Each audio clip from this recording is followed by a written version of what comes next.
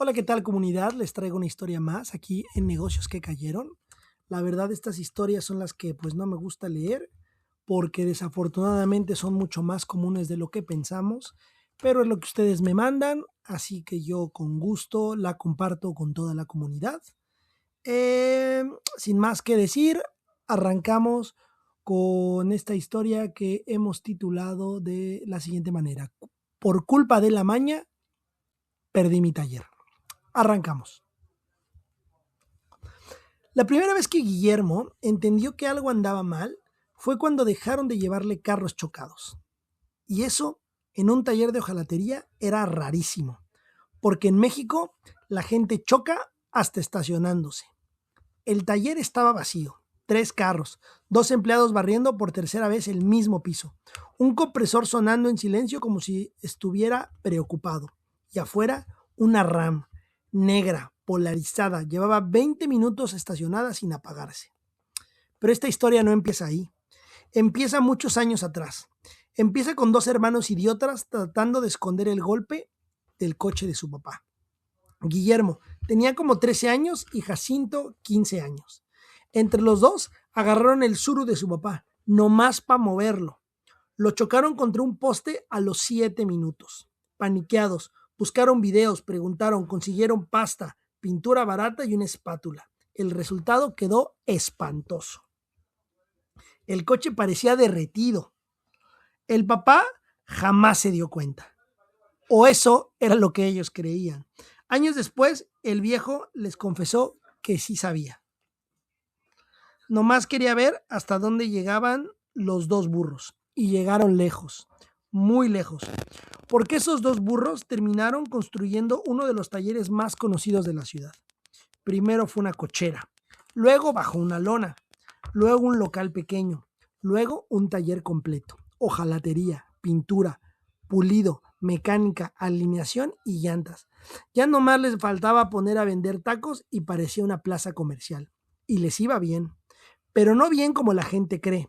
Porque una cosa es ver 20 BMWs afuera y otra muy distinta es saber cuánto cuesta mantener un negocio así.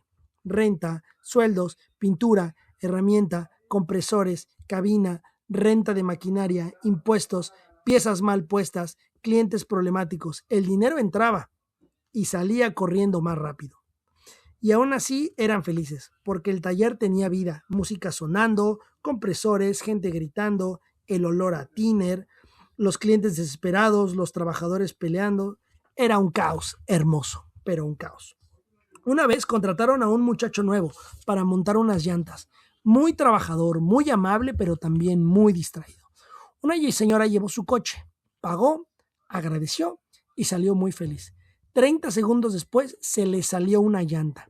Así, en plena avenida. La llanta rebasó el coche. La señora gritaba. El muchacho lloraba. Jacinto quería desaparecer de la existencia. Tuvieron que pagar suspensión, frenos y hasta flores porque la señora juraba que casi veía a Dios. Durante años lo apodaron al muchacho el Birlos. Pero el taller sobrevivía a todo, hasta que la ciudad cambió. Y cuando una ciudad cambia, los negocios pequeños sienten el primer golpe. Primero se escuchaban historias. Quemaron un local, le pidieron cooperación, cerró aquel restaurante, desapareció aquel negocio. La gente ya no decía nombres, ya nadie hablaba claro, nomás decían la situación y todos se entendían. Guillermo jamás pensó que esto les tocaría, porque ellos no hacían nada raro, nomás reparaban coches. Pero cometieron un error muy común. Desde afuera pareciera que eran más ricos de lo que realmente eran. 20 coches, BMW, Audis, camionetas grandes, movimiento todo el día. La gente piensa que eso significa millones. Lo que no ven son las deudas escondidas a través del taller. La primera señal llegó disfrazada de cliente, una RAM blindada, gigante, negra, pesada como un tanque. Querían reparar un golpe lateral, pero al desmontarla entendieron algo raro. La camioneta tenía protección especial, nivel alto. Ellos no trabajan con eso. No podemos hacer este trabajo. El cliente cambió la cara inmediatamente. Silencio incómodo. Se llevaron la camioneta y ahí es donde empezó el verdadero problema. 2 semanas después llegó un niño en bicicleta preguntando por Guillermo. Le entregó un sobre. Adentro venía un número y un mensaje. Queremos que todo siga tranquilo Guillermo creyó que era una broma, simplemente lo desechó. Ni siquiera le dijo a Jacinto. Todavía hoy dice que fue el peor error de su vida. Un mes después llegó otro sobre. Esta vez ya no sonaba juego. Venían nombres, direcciones, datos personales. 48 horas. Guillermo era lo que decía el sobre. Guillermo sintió algo que nunca había sentido. Miedo real. Ese frío que te vacía el estómago. Llamó. Del otro lado contestó un hombre muy tranquilo. Eso fue lo peor. La calma. Porque la gente peligrosa rara vez grita. La voz conocía todo, la escuela de sus hijos, la dirección de su mamá, los horarios del taller, el nombre de su esposa. Él pidió dinero semanal. Lo pagaron, porque cuando tienes hijos, tu orgullo vale menos. Al principio lograron absorberlo. Quitaron gastos, vendieron herramienta, trabajaron más. Pero el ambiente cambió. Los empleados se sentían observados. Había carros afuera mirando. Camionetas pasaban lento. Gente tomando fotos. Una vez aventaron pintura roja en la cortina. Otra vez dejaron una cruz marcada con aerosol. Nadie decía nada, pero todos entendían. El taller dejó de sentirse taller. Ahora parecía un lugar vigilado. Y luego, la caja. No había nota larga, no hacía falta. Nomás una advertencia cruel. Y una fotografía de uno de los hijos de Guillermo saliendo de la escuela. Ese día Jacinto vomitó en el baño, literalmente. Porque una cosa es jugarle al valiente y otra sentir que alguien está viendo a tu familia.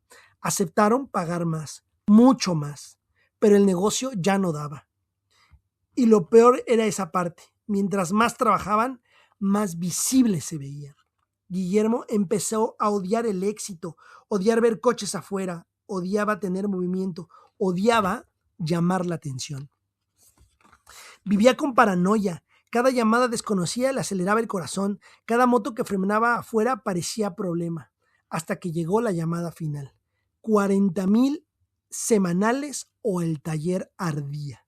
40,000 pesos mexicanos son aproximadamente $2,000 americanos por semana. Y allí entendieron algo terrible. Ya no estaban trabajando para sus familias. Estaban trabajando para sobrevivir una semana más. Cerraron de un día para otro, entregaron maquinaria rentada, vendieron herramientas, liquidaron empleados, bajaron cortinas y desaparecieron. La gente inventó historias, lavaban dinero, debían, se pelearon, quebraron. La verdad era mucho más triste. El negocio sí funcionaba. Lo que no pudieron sostener fue el miedo. Hoy Guillermo trabaja en Estados Unidos. Dice que gana menos dinero, pero duerme mejor. Jacinto trabaja igual. A veces hablan del taller como si hubieran sido un familiar muerto, porque en cierta forma lo fue. Todavía conservan el letrero viejo del negocio guardado en una bodega, oxidado, golpeado, lleno de pintura seca. Una vez el hijo de Guillermo le preguntó, ¿y por qué nunca volvieron a abrir?